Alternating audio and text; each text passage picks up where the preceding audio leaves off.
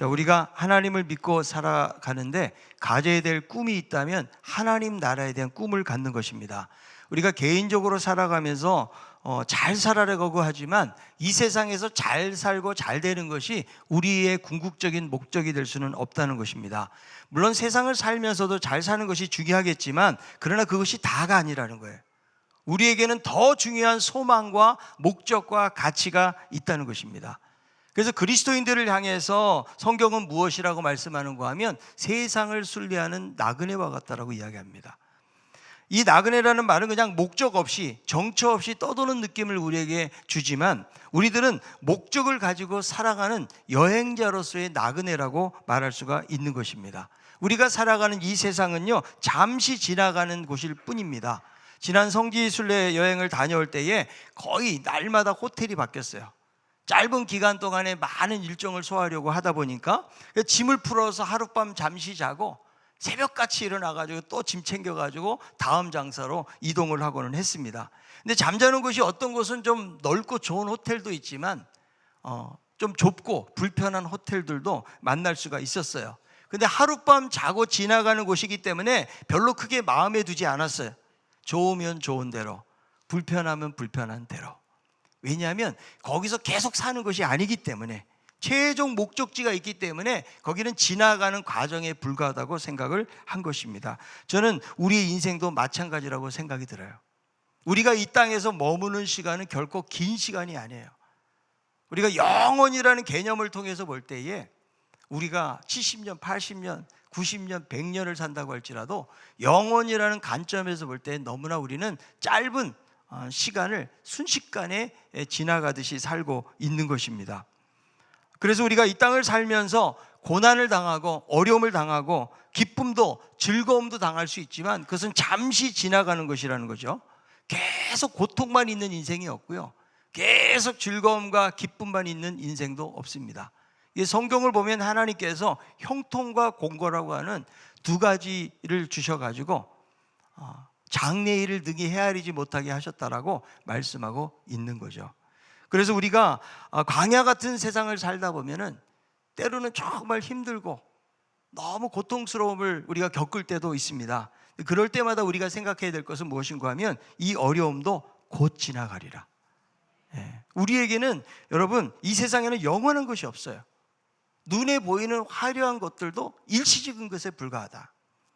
그래서 성지순례 같은 여행도 가보면 과거의 위상을 자랑했던 거대한 문명이 한순간에 무너지는 거예요.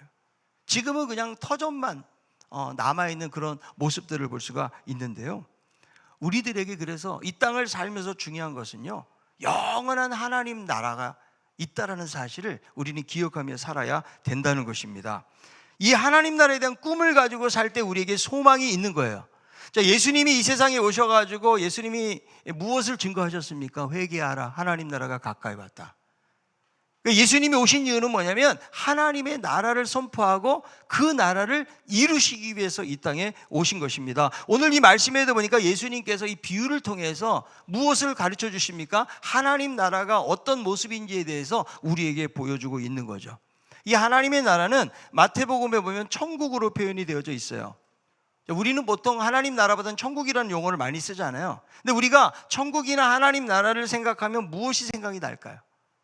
아마도 대부분은 그냥 죽으면 갈 어디엔가 있을 나라, 화려한 고급 맨션이 있는 장소를 생각할 것입니다. 그리고 미래에 언젠가 갈 나라로 생각할지 모르겠어요. 무슬림들은 여러분 이슬람교에서는 천국에 아름다운 미녀가 72명이 있는 거예요. 그러니까 폭탄 테러도 마다하지 않고 거기에 참여를 하는 거죠. 취하지 않는 술이 있고, 그 팔레스틴 지방, 그 중동 지방은 얼마나 더워요. 그런데 거기에는 덥지도 않는 아주 파라다이스로 천국을 그리고 있거든요. 아마 우리 그리스도인들도 천국 그러면 요한계시록에서 표해주는 최상의 장소를 먼저 떠올릴 거예요. 그래서 가보지는 않았지만 최고의 장소다, 이런 의미로 생각하기 때문에 안 가봤으니까 조금은 막연하고 현재 우리의 삶과는 별로 어떤 관계가 없는 것으로 생각하기가 쉽다라는 거죠. 근데 성경에서 말씀하고 있는 이 천국 하나님의 나라는 장소적 개념이 있어요. 천국에 들어간다, 하나님 나라에 들어간다라는 표현을 하거든요. 그러나 더 중요한 것은 바로 다스림의 개념이죠. 그러니까 천국은 어떤 특정한 장소만을 의미하는 것이 아니고 주님이 온전히 통치하고 다스리는 것이 천국이다. 아멘. 그래서 내 주 예수 모신 것이 그 어디나 하늘나라가 되는 거죠.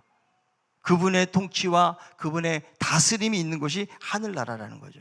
근데 우리가 지금 이 땅을 살아가면서는 하나님의 온전한 통치를 경험하지 못하는 거예요. 하나님의 온전한 통치를 경험한다면 우리는 고난도 겪어서는 안 되는 거죠. 슬픔도 없어야 되는 것이죠. 그런데 죄로 말미암아 이 세상이 고장난 세상이 된 거예요.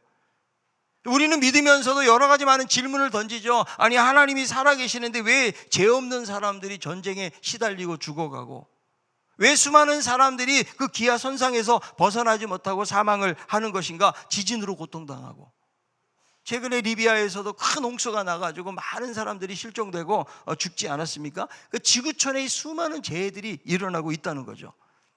죄 없을 것 같은 갓난아이들이 병에 걸려서 죽고, 정말 착하게 사는 사람들이 고생만 하고, 무고한 사람들이 죽어가는 모습을 보면서 하나님의 뜻을 이해하기가 어려울 때도 있다는 건데, 그 이유가 무엇입니까? 이 세상이 완전히 하나님의 통치가 임하지 않았기 때문에 그런 것이죠.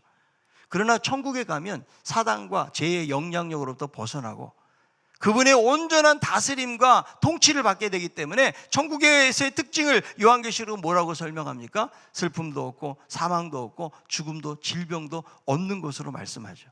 자, 요한계시록 21장 4절에 있는 말씀, 모든 눈물을 그 눈에서 닦아주시니 다시는 사망이 없고 애통하는 것이나 곡하는 것이나 아픈 것이 다시 있지 아니하리니 처음 것들이 다 지나갔음 이러라. 하나님의 온전한 통치가 임하기 때문에 그런 거예요.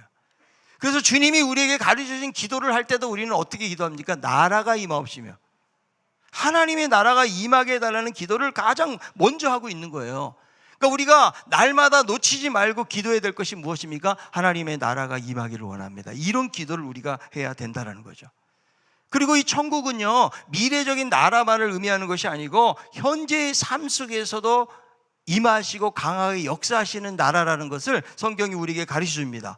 그래서 예수님이 오셔가지고 병을 고치시고 귀신을 쫓아내는 축사 사역을 많이 했잖아요. 왜 그 사역을 많이 하셨을까요? 병을 고치신다는 것은, 병이 무엇입니까? 죽음의 현상이에요. 그러니까 예수님이 병을 고치심으로 말미암아 사망이 떠나가고 죽음의 현상이 사라진다는 말이죠. 귀신을 쫓아내는 것은 무엇을 말하는 걸까요? 귀신에게 압도당하고 다스림을 당하는 사람들이 이제 귀신이 쫓겨나감으로 인해서 하나님의 통치와 다스림이 있다는 사실을 우리에게 보여주는 거예요. 그래서 이 천국이라는 것은 미래적인 것뿐만 아니라 현재성에 대해서도 성경이 말씀을 해주고 있다는 거예요. 그래서 이 하나님의 나라는 예수님이 오심으로 이 땅에서 시작이 되었어요. 그러나 아직도 하나님의 나라가 완성된 것은 아니기 때문에 우리가 지금 이 땅을 살아가는 우리의 시기는 아직과 이미 사이에 긴장성을 가지고 우리가 살아가고 있는 것입니다. 이 하나님의 나라는 누구를 통해서 완성됩니까? 예수 그리스도를 통해서. 그분이 재림하실 때 완성이 되는 거예요. 자, 요한복음 14장 2절 3절의 말씀에 예수님이 이렇게 말씀하셨어요. 내 아버지의 집에 거할 것이 많도다. 그렇지 않으면 너에게 일렀으리라. 내가 너희를 위하여 거처를 예비하러 가노니 가서 너희를 위하여 거처를 예비하면 내가 다시 와서 너희를 내게로 영접하여 나에 있는 곳에 너희도 있게 하리라. 그러니까 지금도 하나님의 나라가 누구에 통해서, 예수 그리스도를 통해서 완성되어져 가고 있다가 그분이 재림하실 때에 완전한 하나님의 나라가 임하게 된다고 말씀해주고 있다는 거예요. 그러므로 우리들은 이 주님이 다시 오실 때까지 날마다 주님을 기다리고 이 땅 가운데 하나님의 나라가 임하기를 우리들은 기도하면서 나아가야 되는 것입니다. 자, 오늘 본문도 보니까 하나님 나라에 대한 비유를 말씀해 주는데, 하나님의 나라가 어떤 모습인가? 오늘 읽었던 우리 본문을 통해서 하나님의 나라는 등불과 같다는 거죠. 자, 마가복음 4장 21절, 또 그들에게 이르시되 사람이 등불을 가져오는 것은 말 아래나 평상 아래 두려 함이니 등경 위에 두려함이 아니냐. 그러니까 사람이 등불을 가져오는 이유가 무엇일까요? 등경, 등잔대죠. 그 위에 두어서 많은 사람들에게 비추도록 하기 위해서라는 거죠. 여기서 말이라는 것은 곡식을 재는 그 기구를 말하고 평상은 침대를 말하는 거예요. 근데 유대인들이 등불을 사용하지 않을 때는 그릇으로 덮어두거나 평상 아래 둔 것입니다. 근데 예수님이 이렇게 질문하시는 거예요.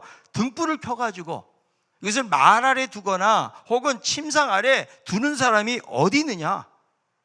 이 등불은 어디에? 바로 등잔대, 많은 곳에 비추도록 하기 위해서 거기에 올려놓아야 된다라고 말씀해주고 있다는 거죠. 등불의 역할이 무엇입니까? 밝히기 위해서요.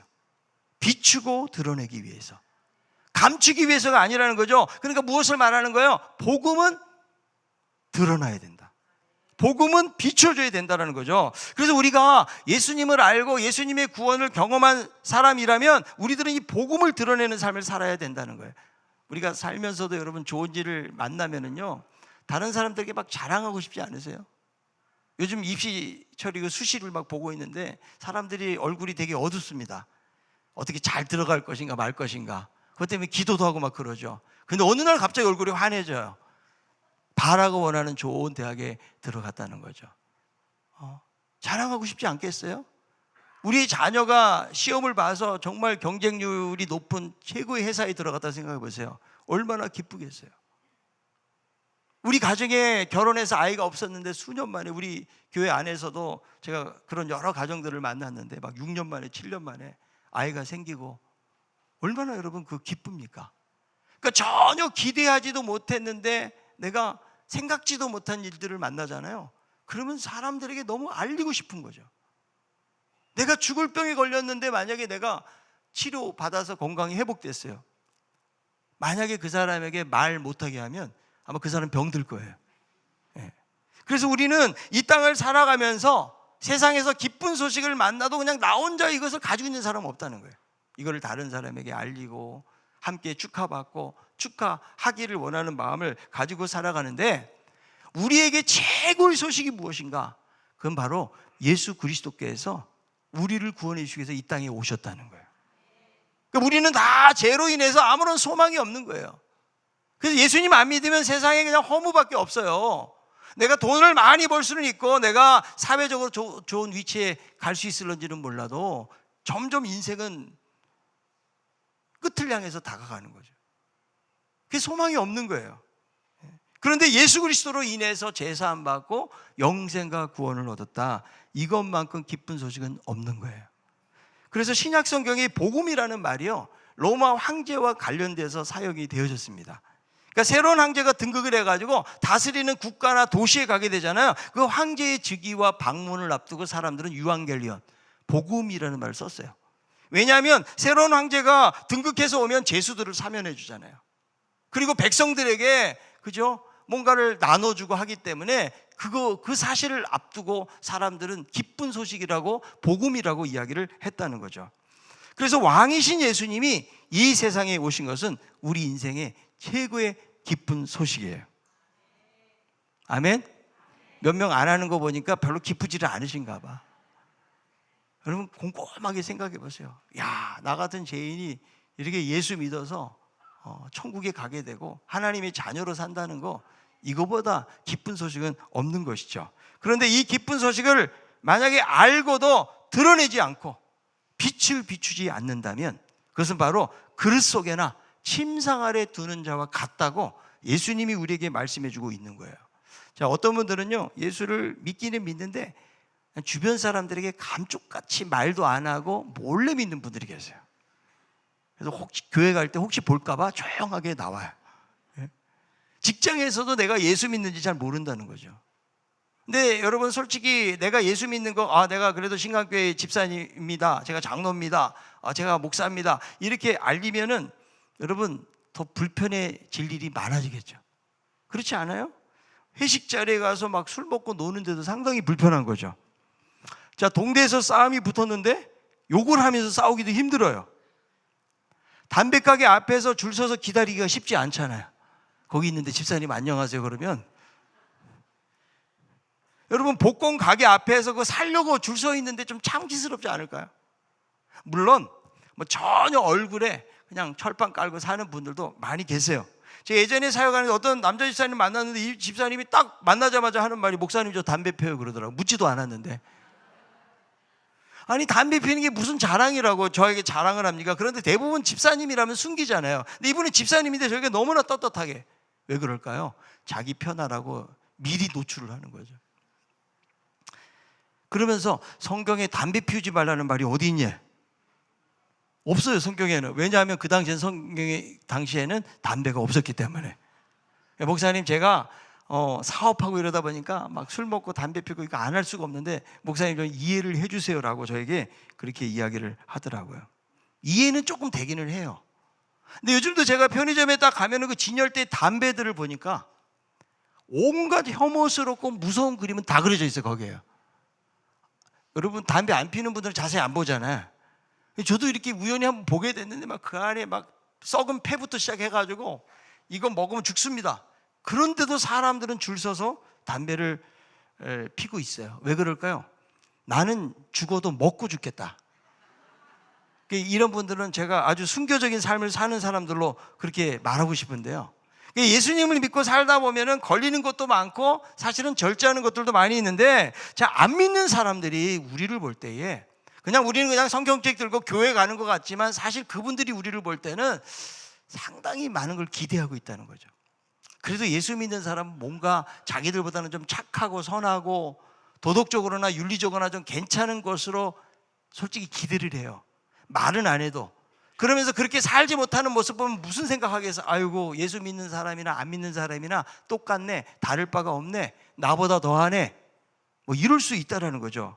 그래서 저도요 상당히 조심합니다. 제가 상대방이 목사인 것을 알면 제가 교만해지겠어요? 겸손해지겠어요?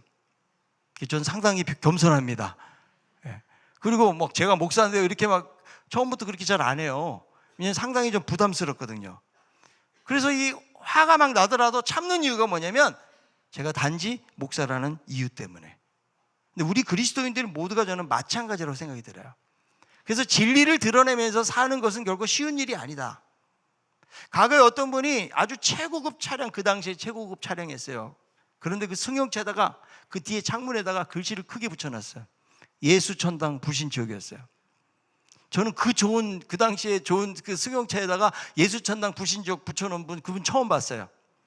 근데 그분이 그냥 예수 믿고 변화가 돼가지고 아주 부자인데 자기 차에도 그렇게 새겨놓고 다니는 분이었거든요. 깜짝 놀랐는데, 근데 우리가 여러분 예수를 믿는다고 해서 막 가시적으로 자기를 막 보이라 이런 이야기를 하는 것은 아니에요. 그만큼 믿지 않는 사람들이 우리들에 대해서 관심을 가지고 우리를 살펴보고 있다는 거예요. 그래서 마치 등불을 등경 위에 놓아서 어둠을 비추는 것처럼 우리들도 내가 예수 믿는다는 사실을 나는 예수 믿어 이런 말을 하지 않는다고 할지라도 많은 사람들이 어둠 가운데서도 빛을 발견하는 거예요.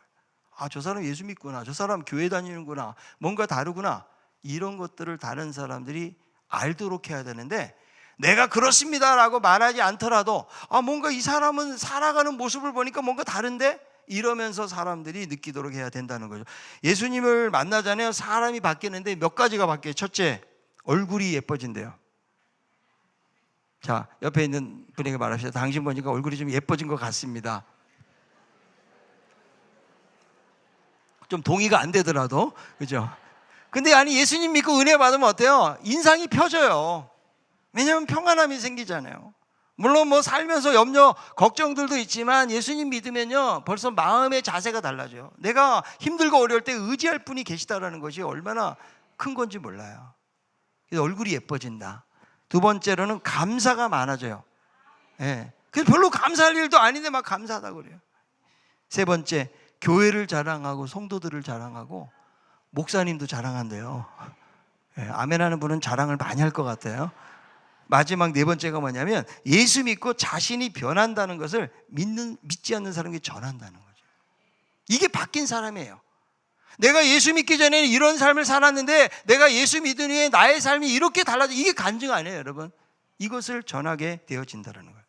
그래서 복음이라는 것은 나만 혼자 누리기 위해서 있는 것이 아니라는 거예요.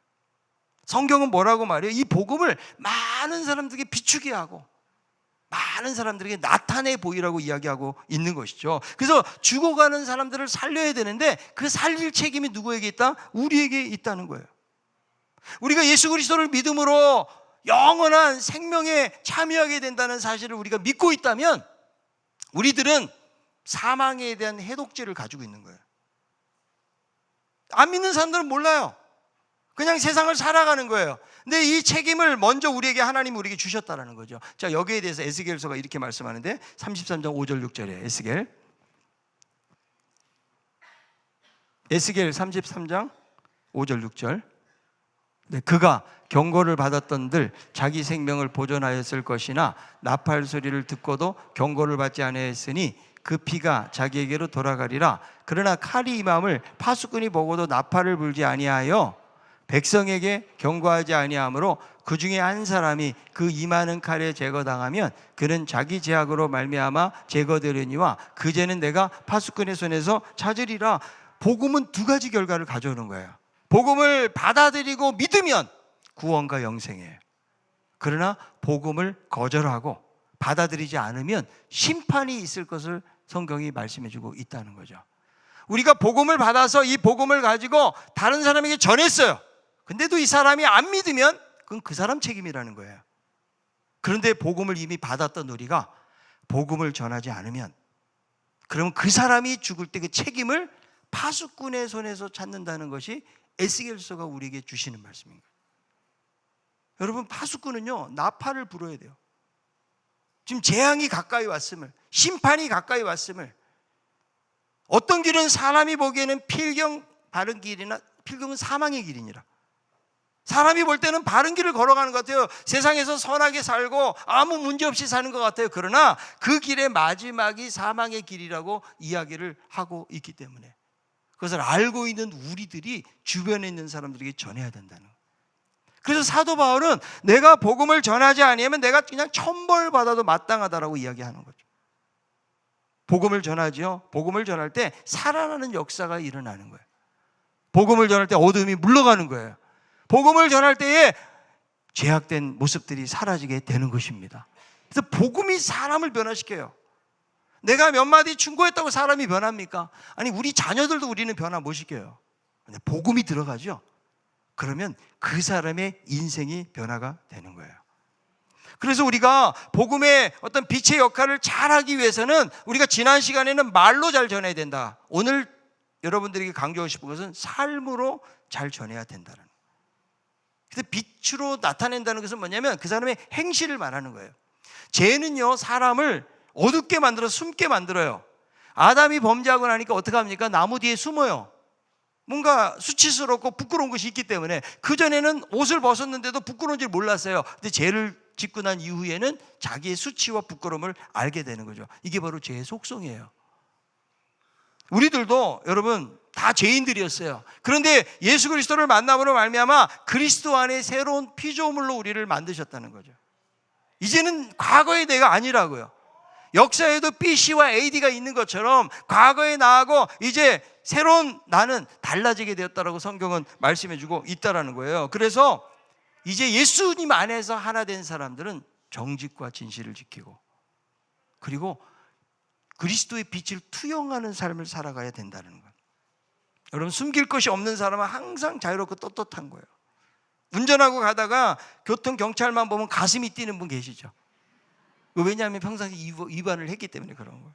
근데 평상시 잘 정도를 지키고 잘 가는 사람은 아무 문제가 없고 경찰들이 많이 모여 있어도 전혀 두려울 것이 없다라는 거죠.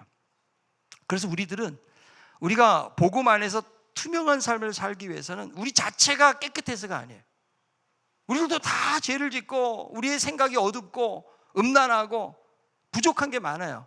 그래서 우리는 날마다 예수 그리스도의 십자가 아래에서 주님 앞에 회개하고 돌이키는 삶을 살고 내 삶을 돌아봐야 돼. 그래야 우리가 복음 전하는 사람이 될 수가 있다는 거예요. 내가 내 자신을 돌이키지 않고 어떻게 다른 사람에게 예수 믿으라고 그랬어요? 당신도 예수 믿는데도 여전히 똑같네. 이렇게 말을 하기 때문에 우리가 어떻게 할 수가 있겠어요? 하나님이 다윗을 마음에 합한 자라고 하신 이유가 무엇입니까? 다윗 자체가 깨끗해서가 아니에요. 그는 간음죄, 살인죄, 우리보다 더한 죄를 졌어요. 그런데도 하나님 앞에 그는 회개하고 애통하는 삶을 살았을 때에 하나님 마음에 합한 자라고 말씀하신 것을 보게 되는데요. 세상 사람들은 나를 보면서 누구를 볼까요? 바로 하나님을 보는 거예요. 하나님을 보는 거예요. 여러분, 야곱이 에서를 만나서 뭐라고 그래요? 당신의 얼굴을 보니까 하나님 얼굴 보는 것 같다고 그랬잖아요. 자, 한번 해봅시다. 옆에 있는 분에게 당신의 얼굴을 보니까 하나님이 생각납니다.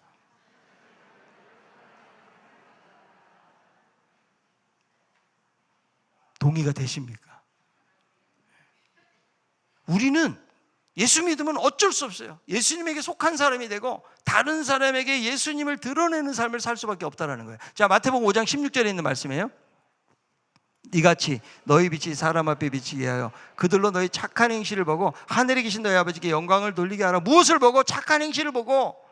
그러니까 그 착한 행실이 있으면은 하나님께 영광이 되는 거예요. 그러나 우리가 못된 행실을 하고 우리의 삶이 잘못되어 있잖아요. 그러면 하나님의 영광이 가려지는 거예요.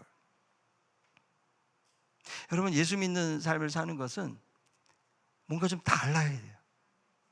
저는 우리 예수 믿는 사람들이 약간 좀 격이 있어야 돼. 품격. 막 교회 생활은 열심히 하고 막 기도도 너무 잘해. 근데 말할 때 보면 너무 언어가 거칠어. 품격이 없어. 품위가 떨어진 그리스도인이 되어서는 안 돼요. 왜냐하면 우리들은 하나님의 품격을 가지고 사는 사람들이기 때문에. 하나님, 저를 붙들어 주세요. 제가 말하는 거나 제가 행동하는 거나 하나님 부족한 게 참 많이 있습니다. 그러나 내가 하나님 나라의 대사로 사람들을 만나는 거예요. 하나님을 대변해서 우리가 나아가고 있기 때문에 우리의 모습이 부족한 것이 있지만 그래도 우리 안에 주님 사랑하는 마음, 이웃 사랑하는 마음 가지고 우리가 나아갈 때에 거기서 사람들이 변화가 되고 전도가 되는 거예요. 빅터 플랭클이라고 하는 정신과 의사인데 이 사람은 홀로코스트를 경험한 사람이에요. 그러니까 나치의 당시에 유대인들 많이 학살했던 그 죽음의 수용소 있잖아요. 이분이 거기서 원고를 정리해가지고 나중에 책도 쓰고 그랬는데 이분이 이런 말을 했어요. 두 번째 삶을 사는 것처럼 살아라. 그리고 첫 번째 삶에서 잘못된 행동을 지금 하려는 것이 아닌지를 생각하래요. 저도 그 글귀를 읽으면서 야, 내가 지금 두 번째 삶을 산다 그러면 어떻게 살 것인가? 지금 나의 모습이 미래의 우리의 모습을 결정해 주는 거기 때문에 우리는 돌아보면서 날마다 후회하고 아, 내가 왜 이렇게 못 살았을까? 이렇게 후회를 잘하거든요. 아, 제가 애를 키웠는데 다시 지금 키운다면 잘 키울 것 같죠? 그러나 여러분, 다시 한다고 생각을 하면 그러면 우리는 훨씬 더 우리의 삶이 달라질 수 있다는 것이죠. 그래서 우리의 삶을 통해서 세상에서 방황하는 사람들에게 그리스도를 증거하는 삶을 살아가야 되는 거예요. 경기도 부천 제1시장에 소문난 과일 가게가 있는데요. 그 과일 가게 이름이 시장 청년이에요. 청년들 중심으로 20대, 30대 청년들을 중심으로 해가지고 과일 가게를 열었는데 그거를 시작한 사람이 한 전도사님이에요. 그러니까 목회자의 자녀로 태어났는데 17살 때에 집을 뛰쳐나간 거예요. 그래가지고 나이트 클럽 같은 데서 막 그런 데서 일하고 그러다가 아파가지고 결국 하나님 만나고 신학을 해가지고 전도사님이 된 거예요. 근데 일반 전도사님하고 말이 달라. 하도 그런데 그 물을 먹다 보니까. 그래서 김포에다가 개척을 했는데 사람들이 찾아온 사람이 어떤 사람들이 찾아오는지 아세요? 주로 술집에서 만났던 사람들. 그래서 술 취해가지고 막 온대요. 그러면 그 사람들 뭐라 그러지 않고 자기가 거기 있어 봤기 때문에 너무 잘하는 거예요. 그래서 그 사람들 위로를 해주고 이렇게 하면서 예수 믿게 만들어가지고 지금 한 50여 개의 매장을 운영을 하고 있다고 그러는데요. 거기에 있는 17명의 직원들이 다 이제 예수 믿어가지고 변화된 사람들이에요. 그래서 저는 그런 생각이 있어요. 야, 참 전도사님이 30대 중반밖에 안 됐는데 귀한 사역을 하는구나. 정말 방황하고 뭐 술 먹고 이런 사람들 그렇게 거기에서 막 놀던 분들이 교회라는 곳에 탁 들어와가지고 앉아서 예배드리고 뭐 변화된 삶을 산다는 것은 쉬운 일이 아니거든요. 근데 그런 과정들을 통해서 그들을 만나고 자신 안에 자기의 삶을 변화시켰던 예수 그리스도를 증거할 때에 이런 놀라운 변화의 삶들이 일어나는 것을 볼 수가 있는 것입니다. 그래서 우리들도 믿지 않는 사람은 어떻게 전도할 것인가? 그냥 전도지 한 장 준다고 변화되는 게 아니에요. 그 사람의 삶에 대해서 관심을 가지고 그 사람의 필요가 무엇인지 그 사람 속으로 들어가야 돼요. 그래서 만날 때마다 여러분 사람들과 관계를 맺는 방법은 첫째 인사를 잘하세요. 인사가 되게 중요합니다. 마음의 문을 열어주는 거예요. 그리고 그 사람이 뭐 하는지 자꾸 물어봐 주세요. 저희 동에도 사는 분이신데 연탄하시는 분이에요, 부부가. 그래가지고 막 어떨 때 보면 얼굴이고 손이고 시꺼멓게 돼가지고 오시는데 예수님은 안 믿는 것 같아요. 그래서 참 고생 많이 한다고 이렇게 하면서 마음의 문이 조금씩 열리는 거예요. 그분이 당장 복음을 받아들이지는 않는다고 할지라도 그 어렵고 힘든 일을 하고 있는데 누가 그거 알아줍니까? 그래도 그런 관심을 가지고 한 번씩 물어봐주고 그러면 이 사람이 나에게 관심이 있구나. 그럼 내가 정말 힘들고 어려울 때 이 사람이 요구하는 부분들에 대해서 또 수용하고 말을 들어주게 되어진다라는 것이죠. 그래서 우리가 우리의 삶을 통해서 사람들에게 그렇게 다가가야 된다. 자, 마가복음 4장 22절은 이렇게 말씀해요. 드러내려 하지 않고는 숨긴 것이 없고 나타내려 하지 않고는 감추인 것이 없느니라. 이 세상에 있는 모든 것이 드러나게 돼 있다. 그리고 이 말씀 속에는 무엇이 포함되어 있는가 하면 심판 사상이 들어가 있는 거. 언젠가는 뭘 받게 된다? 심판을 받게 된다. 자, 로마서 2장 16절에 있는 말씀이에요. 곧 나의 복음에 이른 바와 같이 하나님이 예수 그리스도로 말미암아 사람들의 은밀한 것을 심판하는 그날이라. 그러니까 은밀하게 나만이 알고 있는 것 같지만 이것이 나중에는 다 드러나고 심판이 된다라고 말씀해주고 있다라는 거예요. 그러니까 여러분, 드러내려 하지 않고는 숨긴 것이 없는 거죠. 근데 주님은 뭐라고 말씀해요? 이것을 드러내라는 거예요. 특별히 복음의 빛을 많은 사람들에게 비추게 하라. 이 복음을 전하지 않고 내가 가지고 있기만 하면은 그러면 아주 영적인 이 고난과 공경 속에 빠지게 된다고 말씀해요. 자, 마가복음 4장 24, 25절에요. 또 이르시되 너희가 무엇을 듣는가 스스로 삼가라. 너희의 헤아리는 그 헤아림으로 너희가 헤아림을 받을 것이며 더 받으리니 있는 자는 받을 것이요 없는 자는 그 있는 것까지도 빼앗기리라. 여러분, 이 말씀을 보면 갑자기 지금 빛에 대한 말씀하다가 이 말씀 보면 형제에 대해서 비판하는 그 말씀 쪽으로 생각하기가 쉽지요. 근데 이 문맥 속에서 따지면 뭐냐면 하나님의 말씀을 받아들이는 자가 이렇게 된다는 거예요. 그러니까 하나님의 말씀을 멀리하는 자는 더 가난하게 되지만 그 말씀을 받아들이는 자에게는 훨씬 더 그릇이 넓어지고 풍성한 삶을 경험하게 되어진다. 있는 자는 더 받게 되지만 없는 자는 있는 것마저 빼앗긴다. 영적인 부익부 빈익빈, 이것이 여러분 복음서 안에 보면 다양하게 예수님의 비유 속에 등장하는 것을 볼 수가 있는데요. 이것이 무엇입니까? 하나님이 우리신 신앙의 특권을 더 활용하고 더 열심을 내는 사람은 풍성한 열매를 갖게 되지만 그렇지 않는 사람은 유지하기조차도 힘들다는 거예요. 그래서 우리가 운동도요, 내가 걷기 운동하는 사람이 뛸 수가 있는 거예요. 그리고 운동을 내가 할수록 어때요? 내 몸이 유익해지는 거죠. 그런데 운동을 안 해보세요. 내가 한 10일만 집에 누워 있어 보세요. 그러면 일어나면 어지러워. 건강한 사람도 병에 걸리는 거죠. 신앙의 원리도 똑같아요. 우리가 전도라는 것도요, 내가 전도를 하면 할수록 전도에 대해서 영혼에 대한 뜨거운 마음이 생기고 그리고 영혼이 돌아오는 풍성함이 생기는 거예요. 그러나 전도를 안 해보세요. 한 사람도 우리는 전도하지 못하고 하나님 앞에 갈 수가 있는 거죠. 하나님이 가장 귀중하게 여기시는 게 뭘까요? 바로 영혼 구원하는 일이에요. 교회의 가장 중요한 사명이고 우리 그리스도인들 되신 가장 중요한 목적도 영혼 구원이에요. 하나님이 너 세상에서 막 사업도 너무 잘 되고 번창하고 돈도 많이 벌었지, 너 넓은 집에서 아주 편하게 잘 살다 왔지, 하나님 그거로 평가하시겠어요? 하나님이 가장 사랑하는 잃어버린 영혼들에 대한 관심을 가지고 그들에게 복음의 씨앗을 뿌리고 복음의 빛을 발하는, 그래서 나를 통해서 믿지 않는 사람들이 돌아오는 것만큼 큰 상급, 그것만큼 하나님에게 기쁨이 되는 것은 없다는 거예요. 여러분, 의인 99명보다 예수님은, 하나님은 죄인 한 사람이 돌아오는 것을 기뻐하신다. 이게 신앙의 본질이에요. 가장 사람을 살리고 영혼 구원하는데 내가 이미 복음의 빛이 내 안에 있음에도 불구하고 이것을 감추고 있으면, 나 혼자 예수 잘 믿어가지고 내가 복을 받고 내가 은혜를 누리고 내가 기도 응답 받고, 여러분 이것만 가지고는 자기중심적 기독교라고요. 우리 주변에 믿지 않는 사람들, 하나님의 사랑을 모르고 있는 사람들, 나 혼자 천국 갈 수 없잖아요. 그 사람들에게 복음을 전하고 함께 예수 믿고 하나님의 나라를 이루어가는 것이 하나님의 뜻이잖아요. 우리가 여기에 대해서 다시 한번 경각심을 가질 필요가 있다는 생각을 해봐요. 하나님은 나 혼자 잘 믿어서 예수 믿고 그냥 천국에 가서 멸류관 받기를 원하시지 않으세요.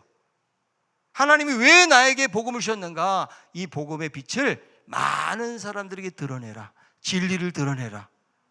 아멘? 네. 여러분, 우리는 빛이기 때문에요. 그 빛이 큰 빛도 있고 적은 빛도 있지만 다 우리는 빛 대신 예수 그리스도를 통해서 투영되는 빛이에요. 그런데 어둠에 가잖아요. 아무리 작은 빛이라고 할지라도 촛불과 같이 희미해도 그것은 주변을 밝히게 돼 있어요. 여러분, 예수 믿는 사람이 어쩌니 저쩌니 해도 제대로 예수 믿으면 안 믿는 사람들보다 좀 낫다고 생각해요. 왜? 말씀이 그렇게 말씀해 주고 있는데 회개하고 돌이키려고 하고 제대로 믿는 사람이라면 그렇다라는 거예요. 그래서 이 복음의 빛을 평상 아래나 그릇 아래 숨기지 말고 적극적으로 드러내는 여러분들 되기를 바라요. 그게 하나님이 우리에게 원하시는 거예요. 그냥 나 혼자 조용히 좀 믿다 갈래요. 그건 내 생각이 내 뜻이에요. 하나님의 생각은 아무리 좋은 것이라도 나누고 베풀고 드러내지 않으면 아무 소용이 없기 때문에 이미 여러분들이 주신 그 은혜, 그 복음, 이걸 나 혼자만 간직하지 말고 많은 믿지 않는 사람들에게 증거하는 삶을 살아가는 우리들 모두가 다 될 수 있기를 바랍니다.